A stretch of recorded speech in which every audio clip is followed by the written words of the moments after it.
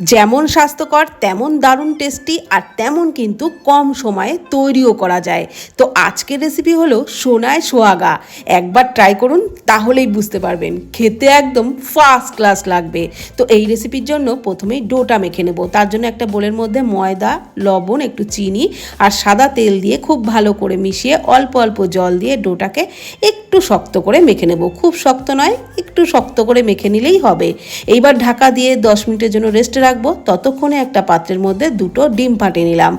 ওর মধ্যে পরিমাণ মতো লবণ, একটু গোলমরিচ গুঁড়ো, একদম মিহি করে কেটে নেওয়া পেঁয়াজ, গ্রেট করা গাজর, ক্যাপসিকাম কুচি, কাঁচা লঙ্কা কুচি, টমেটো কুচি, অল্প ধনে পাতা কুচি দিয়ে সমস্ত কিছু খুব ভালো করে ফেটিয়ে নিতে হবে। এদিকে যে ডোটা মেখে রেখেছিলাম তার থেকে মিডিয়াম সাইজের করে লেচি কেটে নিয়েছি। এইবার এক একটি লেচিকে নিয়ে এই রকম একটু মোটা করে বেলে নিতে হবে। খুব বেশি মোটা নয়, একটু মোটা করে রুটির থেকে বেলে নিলাম। এইবার এক একটা রুটিকে নিয়ে একটা বাটির উপরে বসিয়ে ওই ডিমের গোলাটা বেশ কিছুটা পরিমাণে দিয়ে তার উপরে একটু চিজ দিয়ে তার উপরে আরও একটা রুটি চাপিয়ে এইভাবে সাইডের এক্সট্রা বাড়তি অংশটাকে সরিয়ে দিলাম।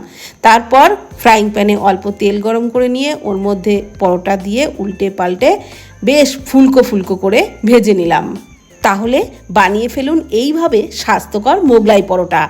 খেতে অসাধারণ লাগবে। একবার বানালে বারবার বানাবেনই বানাবেন।